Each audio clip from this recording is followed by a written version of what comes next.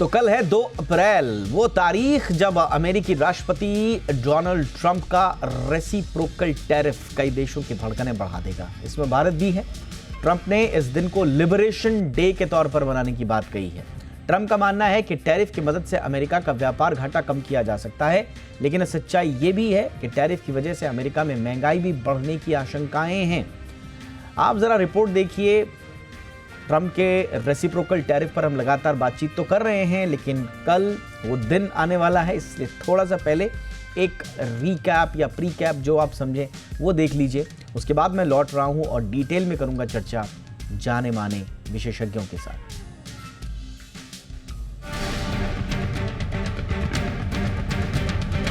Trump के tariff war का व्यापक असर देखने को मिल रहा है। दुनिया भर के बाजारों के अलावा सेक्टोरल इंडेक्स में भी उथल-पुथल मची हुई है। अगर कुछ नहीं बदला तो कल यानी 2 अप्रैल से ट्रंप के टैरिफ एक्टिव मोड में आ जाएंगे। खासकर ऑटो सेक्टर पर लगने वाले 25% की टैरिफ से कारों की कीमतों पर बड़ा असर देखने को मिलेगा।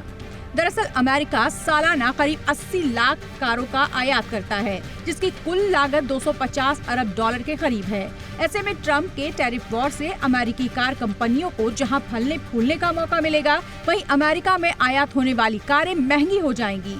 जाहिर है अमेरिकी ऑटो मैन्युफैक्चरिंग कंपनियों के शेयर में जहां इससे उछाल आ सकता है, वहीं गैर अमेरिकी ऑटो कंपनियां जिनकी अमेरिका में मजबूत पकड़ है, उनके स्टॉक्स नरम पड़ सकते हैं। ट्रंप के टैरिफ वॉर का भारत पर क्या पड़ेगा असर, कितना पड़ेगा असर और कौन कौन से सेक्टर होंगे प्रभावित, ये भी समझना अहम है। सेक्टोरल वाइज बात करें तो फार्मा और केमिकल पर इसका सबसे अधिक असर पड़ेगा। भारत अमेरिका को करीब 18 अरब डॉलर की जेनेरिक दवाओं का एक्सपोर्ट करता है। अगर टैरिफ बढ़ा तो सन फार्मा, डॉक्टर रेड्डी, सिप्ला जैसी दिग्गज फार्मा कंपनियों पर इसका असर देखने को मिलेगा। वहीं इलेक्ट्रॉनिक्स और टेलीकॉम सेक्टर की बात करें तो भारत अमेरिका को करीब 14.5 अरब डॉलर का एक्सपोर्ट करता है। ऐसे में टैरिफ बढ़ने से भारत के निर्यात पर बड़ा असर देखने को मिलेगा। जहां तक रही बात ऑटो कंपोनेंट्स की, तो भारत करीब 2.25 अरब डॉलर का एक्सपोर्ट इस सेक्टर में करता है। ऑटो पार्ट्स पर भी ट्रंप के टैरिफ का डंडा चलने से भारत की कई ऑटो इक्विपमेंट बनाने वाली कंपनियों पर नकारात्मक असर पड़ेगा। बात करें टेक्सटाइल और ज्वेलरी के एक्सपोर्ट की, तो भारत यहां भी करीब 11 अरब डॉलर का एक्सपोर्ट अमेरिका को करता है। यानी टैरिफ की मार से इन सेक्टर्स पर भी दबाव बढ़ना तय है। टैरिफ को लेकर ट्रंप जैसे को तैसा वाली नीति अपनाने पर तुले हुए हैं और इसे वो अमेरिका के लिए लिबरेशन डे कह रहे हैं। ट्रंप का मानना है कि दूसरे देश उन्हें लंबे समय तक लूटते रहे, लेकिन अब और नहीं। ट्रंप के शब्दों में कहें तो अमेरिका को उसकी खोई इज्जत और पैसा वापस पाने का समय आ गया है। क्या ट्रंप के टैरिफ वॉर का पहिया यहीं थम जाएगा? कौन कौन से और देश ट्रंप की टैरिफ वॉर का निशाना बनेंगे, ये कहना मुश्किल है, क्योंकि ट्रंप पूरी तरह से रंगत में है और अमेरिका फर्स्ट के स्लोगन को बुलंद करने में लगे हुए हैं। Bureau report, ji media.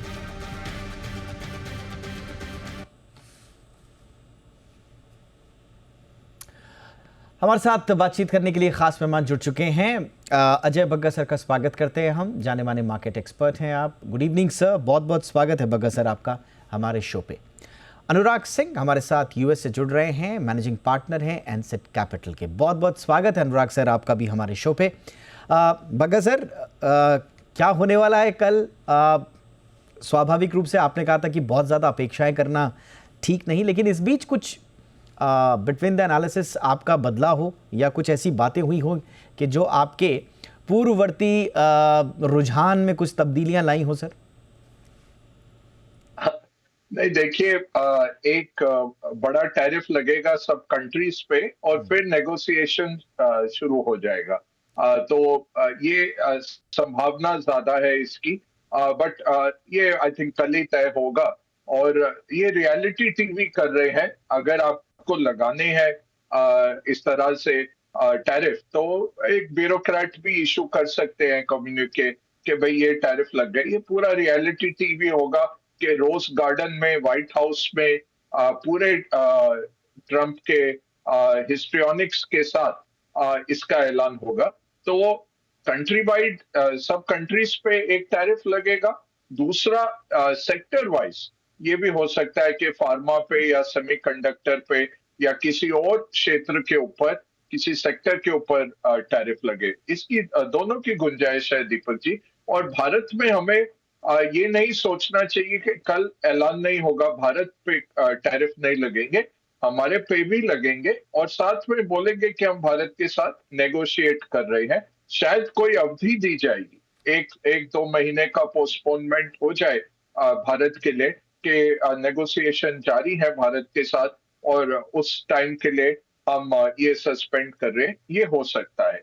But overall Bharat के ऊपर भी टैरिफ लगेंगे, स्पेशली हमारे एग्री जो टैरिफ है उसके चलते व्हाइट हाउस की जो प्रवक्ता है उन्होंने कल अपने बयान में भारत को आड़े हाथों दिया कि 100% भारत का एग्री एक्सपोर्ट्स के ऊपर, एग्री इंपोर्ट्स के ऊपर टैरिफ है। तो इस तरह की चीजें वो कोशिश करेंगे। बाकी नेगोशिएशंस जारी हैं दीपक जी। एब्सोल्युटली। इन नेगोशिएशंस का कोई फायदा भी नजर आ रहा है अनुराग सर? उधर यूएस में क्या बात चल रही है नेगोशिएशंस? अगर आप हेडलाइन खबरें देखें तो बार बार ऐसा लग रहा है कि बस अब यहाँ संभला वहाँ संभला, अब सब कुछ ठीक ठाक, बैक चैनल्स बात हो रही हैं, उन्होंने टैरिफ बढ़ाए तो हम भी बढ़ाएंगे, ले दे के हम जीत जाएंगे, मतलब इस तरह की बहुत सारी बातें हो रही हैं। हालांकि बग्गा सर ने तो लास्ट टाइम कह दिया था कि कोई उम्मीद मत रखिए, बट वहाँ क्या चल रहा है सर भारत के लिहाज से ही मैं पूछ रहा हूँ? दीपक देखिए, जो बाकी देशों के लिए चल रहा है वही भारत के लिए भी चल रहा है। पॉलिसी ये है, देखिए कॉमन सेंस में पॉलिसी को समझना होगा। एक डर्टी 15 की बात की, अब एक वर्ड आ रहा है डर्टी 15। डर्टी 15 कहने का मतलब ये है कि करीब 15 देश हैं प्रेडोमिनेटली जो about 1 trillion balance of trade जो है यूएस का डेफिसिट है उसके लिए रिस्पॉन्सिबल है। नाउ ये चीज नोन है दीपक के यूएस मार्केट को तकरीबन एवरीबडी फ्रीली हर कोई एक्सेस कर पाता है, लेकिन रिवर्स उसका ट्रू नहीं है। तो जब ट्रम्प साहब कहते हैं कि सब यूएस का एडवांटेज ले रहे हैं, वो बेसिकली यही है कि यूएस ने बढ़ावा दिया है कि हमारे कंज्यूमर्स को सस्ता सामान मिले वर्सेस हमारे यहाँ एम्प्लॉयमेंट और इंडस्ट्रीज की कमी नहीं है, तो वी डोंट केयर कि दूसरे कंट्रीज हम पर क्या लगाते हैं। अब इसको वो थोड़ा दीपक रीसेट कर रहे हैं। तो अब भारत का तो देखिए सिंपल सॉल्यूशन दीपक ये है कि भारत पे 0 टैरिफ लगेगा अगर भारत का लाके बोल देता है कि मैं यूएस के हर प्रोडक्ट पे 0 टैरिफ लगाऊंगा। डिबेट ओवर हो जाती है। वो यही तो कह रहे हैं रेसिप्रोकल टैरिफ, आप हम पे जितना, तो इंडिया कल आकर के कह दे ये इतना नेगोशिएशंस का फायदा नहीं है। अगर कह दे कि कल से यूएस के हर इंपोर्ट पर 0 टैरिफ, तो यूएस से भी ये मुद्दा इंडिया के लिए कल ही खत्म हो जाएगा। रियलिटी ये दीपक, ये हम करना नहीं चाहते हैं। इसमें एक और मिसलीडिंग एलिमेंट आता है दीपक। मैं तो तमाम इंडिया के चैनल्स की चर्चाएं सुन रहा था। एक बड़ा मिसलीडिंग कोट इंडिया में चल रहा है इस पर। वो ये है कि देखिए इंडिया का एवरेज टैरिफ यूएस प्रोडक्ट्स पर तो करीब नंबर रेंजेस फ्रॉम 8.5 से 11.5 12। वो मैंने कैलकुलेट नहीं किया है, एक्सपर्ट्स कोट करते हैं, मैं उनको लेता हूं कि चलिए 8.5 से 12.5% ही है, और यूएस का एवरेज है 3.5-4%। ऐसा तो 7-8% का ही तो डिफरेंस है। ठीक है, 7-8% का डिफरेंस लगा दीजिए या नेगोशिएट कर लीजिए। दीपक ये मिसलीडिंग कमेंट है। Tariff is not about what you are actually trading today. Tariff is जो आप यूएस इंडिया में एक्सपोर्ट नहीं कर पा रहा है because tariffs are prohibitive to the extent of 50%, 100%, 200%। उस टोटलिटी में देखना होगा। ऐसा नहीं कि ये देखिए जो आप ट्रेड कर रहे हैं, उस जो इंडिया यूएस से इंपोर्ट कर रहा है वो तो इंडिया इंपोर्ट करना चाहता है, उस पर भी 11-12% टैरिफ है, राइट? सो ये बैलेंस ऑफ ट्रेड की बात है। इसमें I think I am reasonably sure the argument that many experts से कि इससे यूएस को नुकसान होगा, इससे यूएस को नुकसान नहीं होगा। इससे रेस्ट ऑफ द वर्ल्ड को नुकसान होगा, क्योंकि balance of trade rest of the world के एडवांटेज में था अभी तक। That is how I see it. However, I don't like the uncertainty of it, right? जो करना है एक बार में कीजिए। तो ऑफ कोर्स वो मार्केट्स के लिहाज से मैं कह रहा हूँ, ठीक है सर, लेकिन इसका जियोपॉलिटिक्स एंड इसका स्ट्रेटेजिक विजन दीपक ये है। नहीं, बहुत अच्छा आपने दिशा दे दी इस चर्चा को। मैं दरअसल कोट करने ही वाला था पूरी दुनिया को कि पूरी दुनिया ने इनको विनर और लूजर के कैटेगरी में डाल दिया। उसके बाद अब मैं आपको ईश्वर प्रसाद जी की कैटेगरी में रख रहा हूँ जो कॉर्नेल यूनिवर्सिटी के हैं, और वो कह रहे हैं कि साहब April 2 टैरिफ्स जो हैं they will strengthen US leverage but at the cost of global trade stability. तो मैं आपको विनर वाली कैटेगरी में रख रहा हूँ। मैं बग्गा सर से भी यही पूछता हूँ सर, दो कैटेगरीज हैं, जैसा अनुराग सर हैं कॉर्नेल यूनिवर्सिटी के ईश्वर प्रसाद हैं, और बाकी मूडीज़ के एनालिस्ट हैं मार्क जेंडी। उन्होंने जो रिसेशन ऑड्स हैं उनको 15% से रेस करके 40% कर दिया है। माइकल फिरौली हैं जेपी मॉर्गन के, उन्होंने जो जीडीपी ग्रोथ फोरकास्ट है उसको डाउन कर दिया है, 1.6 कर दिया है। इसी तरह से जॉन हॉपकिंस यूनिवर्सिटी के स्टीव हाके हैं, उन्होंने साफ कहा है कि you can't win a trade war. So winner और लूजर्स की उसमें देखा जा रहा है। तो क्या अल्टीमेटली आपको लगता है कि ट्रंप इसमें प्रत्यक्ष अथवा परोक्ष रूप से विनर साबित होंगे? नहीं, ट्रंप ये जो गेम खेल रहे हैं, एक वो इकोनॉमिक विनर होने के लिए नहीं खेल रहे। तीन तरफा उनका ऑब्जेक्टिव है। एक, बैलेंस लाने के लिए अमेरिका खर्चे करता रहा है, जैसे यूरोप के डिफेंस में वो कह रहे हैं तुम अपना खर्चा करो। दूसरा, बैलेंस टैरिफ में लाने के लिए, यूएस के टैरिफ 2% है औसतन, यूरोप के 5% है, चाइना के 10% है। तो वो कह रहे हैं कि बाकी लोग क्यों ज्यादा टैरिफ लगाते हैं, हमारे पे भी कम करो। तो पहला उनका पॉलिटिकल मंशा ये है। दूसरा, वो चाहते हैं कि री इंडस्ट्रियलाइज हो अमेरिका। उसके लिए रोनाल्ड रीगन ने जैसे 1985 में प्लाजा अकॉर्ड किया था डॉलर को कमजोर करने के लिए, उनको उस तरह का एक अकॉर्ड चाहिए। और अगर आप देखें तो ऑलरेडी चाइनीज स्कॉलर्स जो है बेजिंग यूनिवर्सिटी और ये सब में, वो कह रहे हैं बिल्कुल हम प्लाजा अकॉर्ड नहीं करेंगे, क्योंकि 30-35 साल जापान का जो ग्रोथ में बिल्कुल वृद्धि नहीं हुई, वो प्लाजा अकॉर्ड में येन को स्ट्रेंथ देने के कारण ही था।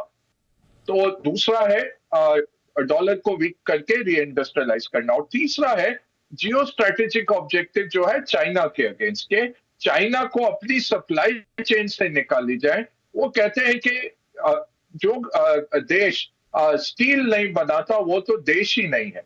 तो अमेरिकन इकोनॉमी जो हॉलो आउट हुई है, यूरोपियन इकोनॉमी जो बिल्कुल हॉलो आउट हो गई, मैन्युफैक्चरिंग पूरा चीन की तरफ चला गया, उसको ये बदलना चाहते हैं। उसके लिए अगर शॉर्ट टर्म में कुछ इकोनॉमिक जोखिम भी है, स्टॉक मार्केट भी गिरता है, वो उसके लिए इस बारी तैयार है। 2018-19 में वो फिर देख रहे थे और उनको री इलेक्ट होके आना था। इस बारी उन्होंने जल्दी शुरू किया है और ये प्रोजेक्ट 25 के तहत, और उनके जो चीफ इकोनॉमिक एडवाइजर है उनका जो नोट अगर पढ़ा हुआ आपने कि ग्लोबल ट्रेड को कैसे बदलना है, उसके तहत काम किया जा रहा है। तो ये पॉलिटिकल और सिक्योरिटी और जियो स्ट्रैटेजिक है, इकोनॉमिक नहीं है। तो भारत ने बहुत अच्छा खेला है, और भारत की तरह ही मेक्सिको भी देखिए उन्होंने रिटेलिएशन की बात नहीं की, इटली भी ऐसे ही बात कर रहे हैं, ऑस्ट्रेलिया, यूके में आज भी स्टारमर ने कहा कि हम नेगोशिएट करेंगे, कल हमारे पे टैरिफ लगेंगे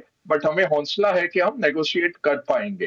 तो इस तरह से हमें बातचीत करनी पड़ेगी, अंडरस्टैंड करके कि इनका ऑब्जेक्टिव मूलभूत तौर पे क्या है। भारत के 70 करोड़ लोग एग्रीकल्चर पे निर्भर हैं और 15% जीडीपी बनाते हैं केवल। उसमें आप 100% सब्सिडी वाला अमेरिकन एग्रीकल्चर प्रोडक्ट आने देंगे जो क्वालिटी और प्राइसिंग में कहीं बेहतर है भारतीय उत्पादन से, तो हमारा 70% पॉपुलेशन हिट होता है। वो तो सरकार कभी करने नहीं वाली। तो थोड़ा अगर इसमें हमें भी देना पड़ा इकोनॉमिक कुर्बानी, वो भारत देगा फिर। All right sir. वैसे इस बीच अब एक्सपर्ट्स तो बता ही रहे हैं कि इकोनॉमिक डैमेज होगा यूएस को, लेकिन इस बीच जो ट्रम्प के एड्स हैं वो लगातार काम कर ही चुके हैं, और एक जो टैरिफ प्लान है, कहा यह जा रहा है कि ऑलमोस्ट 20% होगा on most imports to the United States. But Anurag sir, मैं थोड़ा सा वही पुराना आर्गुमेंट आपके बीच में लेके आ रहा हूँ। अमेरिका के लोगों को महंगाई का, रिसेशन का, मंदी का, इस चीज़ के डर पर उन लोगों का क्या रिएक्शन है? और आपके जो आप जिन का पोर्टफोलियोज वगैरह देख रहे हैं, वो आपसे क्या सवाल पूछ रहे हैं कि आगे क्या होगा, कब तक हमें होल्ड करना है? जरा बताइए कि इन्वेस्टर सेंटिमेंट किस तरह का है? वो डरा हुआ है या वो लॉन्ग रन में ऑप्टिमिस्टिक है, जैसे आप कह रहे हैं कि ग्लोबल ट्रेड को जो मर्जी हो जाए, लेकिन अंततोगत्वा ये यूएस के लिए ठीक रहने वाला है। तो इन्वेस्टर सेंटिमेंट किस तरह का है सर? बहुत अच्छा सवाल है दीपक। एक छोटा सा कमेंट, जो आपने कुछ इकोनॉमिस्ट के नाम लिए जी। अभी वो मूडीज का के जो इकोनॉमिस्ट है वो नोटेबली सीएनबीसी पे कुछ एक महीना पहले आ रहे थे और वो टैरिफ को जब से क्रिटिसाइज कर रहे हैं। वो तो ओबामा के समय पे व्हाइट हाउस में काम कर चुके हैं, तो यहाँ पे सबकी पोजीशंस कायम है। इनफैक्ट उनके एंकर ने उनको एक बार थोड़ा सा छेड़ दिया था कि अच्छा बिकॉज आप डेमोक्रेट है इसलिए कह रहे हैं, तो वो उसका बुरा भी मान गए थे, जो कि बुरा मानने वाली बात नहीं है। अगर आपकी बायस है तो वो वेल नोन कीजिए ना, फिर आप क्रेडिट रेटिंग एजेंसी के डेस्क से आप बायस बातें नहीं कर सकते। तो दीपक, आप मुझे कोई भी एक्सपर्ट का नाम दीजिए तो मैं उनके नजरिए को उस कॉन्टेक्स्ट में रख के देखता हूँ। न्यूट्रलिटी का नजरिया यूएस में किसी का भी नहीं है। यहाँ जुडिशरी का न्यूट्रलिटी नहीं होती है, तो बाकी तो आप रहने दीजिए। तो पहली बात ये है, राइट? तो that's why I am saying that that is why we people from markets are better, because हम लोग पॉलिटिकली न्यूट्रल होते हैं। Having said this Deepak, naturally investors dislike कर रहे हैं इस चीज को इस समय शॉर्ट टर्म पेन में, करेक्ट? नोबडी वांट्स जो हाई बीटा स्टॉक्स हैं दीपक, वो तो 40% गिर गए हैं और nobody likes that, right? Portfolios are bleeding much more than जो आपको एसएनपी पे दिख रहा है, करेक्ट? बट एक यूएस इकोनॉमी में एक फ्लॉ आ गया था दीपक, जो कि करेक्शन की तरफ बढ़ रहा है। और देखिए, ये ट्रम्प एडमिनिस्ट्रेशन सिर्फ अपने 4 साल नहीं, आगे के लिए भी कुछ प्लान कर रहे हैं। वो फ्लॉ ये था कि गवर्नमेंट स्पेंडिंग बहुत ज्यादा हो गई थी। तो इस इकोनॉमी में जो टैक्स कलेक्शन है वो 18% ऑफ जीडीपी है, लेकिन स्पेंडिंग जो है वो 24% ऑफ जीडीपी है। ये डेफिसिट यूएस के लिए लॉन्ग टर्म में ठीक नहीं है और सस्टेनेबल नहीं है। फेडरल रिजर्व इस बात को कह चुका है। अल्टीमेटली उनको ये स्पेंडिंग घटा के 20% पे लानी है, बिकॉज वो टैक्स को 18 से 24 नहीं ले जाना चाहते। एंड सो ये पूरा एफर्ट चल रहा है। सो ये जो गैप है, ये अबाउट 1.5 से 2 ट्रिलियन की स्पेंडिंग का गैप है। अब इसको अगर एक साथ कम कर देंगे तो ये तो फिर 5% का रिसेशन आ जाएगा यूएस में, जीडीपी नेगेटिव 5% हो जाएगा। तो इसको ग्रेजुअली उनको कम करना है। ये अगले 4 साल की स्टोरी चलेगी Deepak. We have to get used to this. तो अगले 4 साल में ये स्पेंडिंग, गवर्नमेंट स्पेंडिंग कम होगी, लेकिन प्राइवेट स्पेंडिंग बढ़ेगी, क्योंकि बिजनेसेस पे रेगुलेशंस पूरे ओपन अप हो रहे हैं। एंड वहीं पर ये थोड़े से रेस्ट्रिक्शंस भी काम आएंगे। लाइक अगर ऑटो कंपनीज को उन्होंने इंसेंटिव ही खत्म कर दिया, तो मेक्सिको कनाडा से जो 25% कैपेसिटी ऑटो की आती है, वो सब यूएस में बननी शिफ्ट हो जाएगी। अब इसमें एडवांटेज तो अल्टीमेटली यूएस को ही होने वाला है, बिकॉज कंज्यूमर्स यूएस के स्ट्रांग होंगे। तो इन्फ्लेशन को लेके एक तो पहला डर खत्म हो गया है। Inflation is nearly solved. 1-2 महीने में आप देखेंगे कि वो इन्फ्लेशन एकदम नीचे आ जाएगा, because employment market is badly hit. तो लॉन्ग टर्म में ये सारे जो फोर्सेस हैं, ये एडवांटेज यूएस में काम करेंगे। अगर हम सिर्फ 6 महीने आगे इसको देखें, ऑफ कोर्स उनका स्टाइल बेटर हो सकता था, right? Rather than making a noise, but he is a showman, right? So we have to give it to him that he rubs it when he makes a announcement, वो चाहे geopolitics हो चाहे ये हो। मैं उससे बहुत सहमत नहीं हूं, लेकिन मैं इस बात से सहमत हूं कि इन्वेस्टर्स के लिए इस समय the best place to be is US. If you are in Europe, it's going to weaken a lot, क्योंकि वो ऑलरेडी प्रॉब्लम में चल रहे थे। ऐसे में आपने नोटेड सर, डाल दिया। Noted sir. एक आपने इंपॉर्टेंट बात बोली सर। मैं इसमें थोड़ा सा बग्गा सर का भी पॉइंट लूंगा, आपका भी। आपने बोला कि घूम फिर के वापस अमेरिका की इकोनॉमी आएगी, और जो दुनिया को बताना चाहते हैं ट्रम्प, वो यही है कि साहब we'll make America great again, हम अपनी मैन्युफैक्चरिंग को बढ़ावा देंगे, हम डोमेस्टिक अपना आउटलुक बढ़ाएंगे, फोकस बढ़ाएंगे। बट बग्गा सर, बार बार ये भी आता है कि ठीक है, आपने बगल में कनाडा से, मेक्सिको से, चाहे ऑटो हैं या दुनिया के बाकी जगहों से हटा के या टैरिफ लगा के, आपने अगर अमेरिका में ऐसी परिस्थितियां पैदा कर दी कि अमेरिका में मैन्युफैक्चरिंग वापस आ रही है। अच्छी बात तो ये है कि America is not going to start from the scratch, उसका एक पूरा एक हिस्ट्री रहा है। बट आज का जो हम पढ़ते हैं, वहाँ पर लेबर शॉर्टेज है, स्किल गैप है, सप्लाई चेन की बहुत फ्रेजाइल स्थिति है, वहाँ पर कॉस्ट कंपिटिटिवनेस बहुत ज़्यादा है। आपको लग रहा है इंफ्रास्ट्रक्चर लैग भी अब कहीं कहीं पर दिखता है? आपको लगता है कि जो अल्टीमेटली जो ट्रम्प साहब बता रहे हैं, मैन्युफैक्चरिंग हो जाएगा, सब कुछ हो जाएगा, उसके लिए अमेरिका इस वक्त तैयार है सर? मैं कहूंगा कि हाईटेक में है, क्योंकि वो अभी भी है। अमेरिका का जो हाईटेक प्रोडक्शन है वो काफी स्ट्रांग है।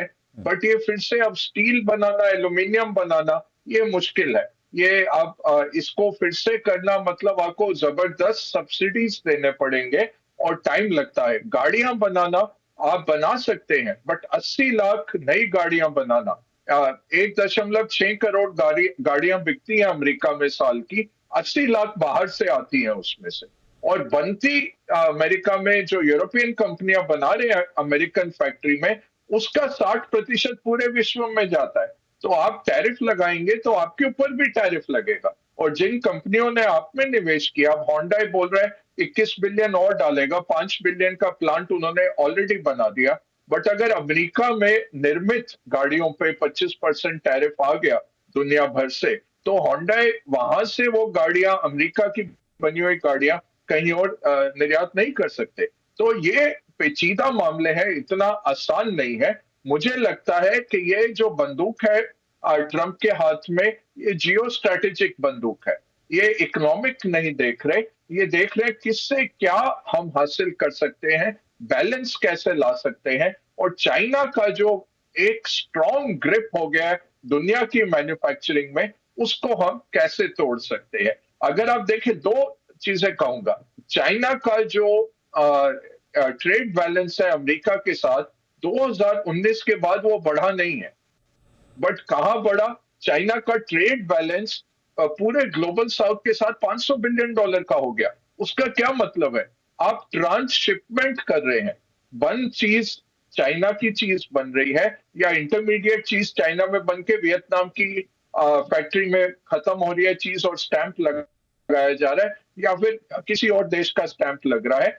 ट्रांसशिपमेंट करके आप अमेरिका में भेज रहे हैं, या मेक्सिको के द्वारा अमेरिका में भेज रहे हैं, या कनाडा के द्वारा। तो ट्रंप ये सारे द्वार बंद करने की कोशिश कर रहे हैं। तो सीधा कंट्री पे वो टैरिफ लगा भी दे, चाइना को फर्क नहीं पड़ेगा, बिकॉज चाइनीज कंपनीज जाके वियतनाम में खोल रही है, मेक्सिको में खोल रही है, वो ब्राजील में लगा देंगे फैक्ट्रियां, और भारत में भी आने की बात कर रहे हैं, वो और देशों से लाके डाल देंगे। तो वो कंट्री वाइड तो नहीं इतना सक्षम रहेगा। वो 2018-19 में भी हमने देखा, चाइना का ट्रेड गैप बिगड़ा नहीं अमेरिका के साथ, उल्टा वो रूट करने लग गए बाकी देशों से। Absolutely sir. अनुराग सर, थोड़ा सा आपका भी इस पे, क्योंकि देखिए ऐसा नहीं है कि अमेरिका कर नहीं सकता है। अगर मैन्युफैक्चरिंग क्षेत्र देखेंगे, $2.5 ट्रिलियन का तो जीडीपी, आई मीन 2023 में जीडीपी का 11% के आसपास मैन्युफैक्चरिंग अच्छा खासा है। बट जो कॉर्पोरेट हेजिटेशन भी हमने देखा, जो एप्पल का जो made in USA Mac Pro है, वो एक तरह से फ्लॉप हुआ क्योंकि वो महंगा था, धीमा था। आप बार बार इधर उधर के जगहों को तलाश रहे हैं। मैकेंजी की रिपोर्ट बता रही है कि भाई सिर्फ 15% सीईओज ने ऑप्ट किया था कि हम यूएस में कुछ करना चाहते हैं, क्योंकि मेक्सिको सस्ता है, मेक्सिको नज़दीक है, वहाँ पर सारी चीज़ें उनके लिए ज़्यादा प्रॉफिटेबल है। अब वो सेंटिमेंट से तो चलेंगे नहीं। ट्रंप चाहते हैं कि वफादारी हो, लेकिन अनफॉर्चुनेटली कैपिटलिज्म उस थ्योरी पे काम नहीं करता है, वो प्रैक्टिकलिटी देखता है। तो सर, आपको लगता है कि जो अल्टीमेट गोल लेकर ट्रंप चल रहे हैं, वो कभी मुकम्मल हो पाएगा? हाँ, सो दीपक, ये बात आपकी ठीक है कि हमें क्लैरिटी नहीं है कि उनका एंड गोल क्या है। जैसे कि अगर आप ऐसे ब्लैंकेट लेके नहीं चल सकते। यू टू स्ट्रेटेजिकली डिसाइड कि कौन सी इंडस्ट्रीज यूएस में आ सकती हैं रियलिस्टिकली। ऑटोज, जैसे अजय सर कह रहे थे कि ऑटोज में भी आ सकते हैं, बट स्टील एल्यूमिनियम अगर बनाएं, और आई डोंट नो, चलो आप मे बी नेशनल इंपॉर्टेंस के नाम पे कर लें, बट आप फर्नीचर यूएस में नहीं बना सकते, टॉयज नहीं बना सकते। तो लॉट ऑफ वेज, देखिए इंटरनेशनल ट्रेड का भी एक मीनिंग है। तो जो चाइना करता है वो चाइना के लिए मुनासिब है, और जो अमेरिका करता है वो ठीक है। वो बैलेंस डिस्टर्ब हो गया था, लेकिन उस बैलेंस को आप रीसेट कर सकते हैं।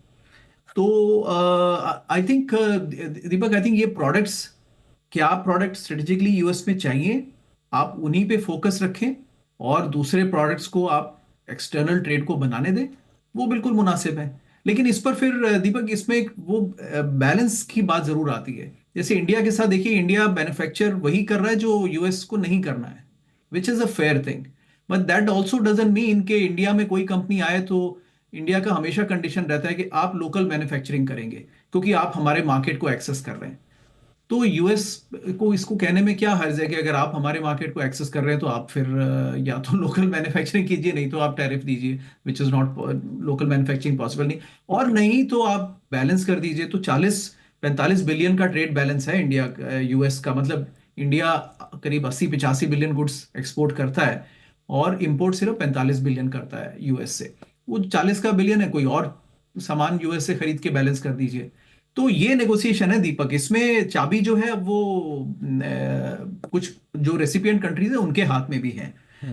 You know that they can settle, जैसा मैं कह रहा था कि they can settle this debate very quickly और they can try and be protectionist. But ये आसानी से सॉल्व होने वाली नहीं है, क्योंकि मैंने सबके डिस्कशन सुने, ये पूरे एडमिनिस्ट्रेशन का व्यू है।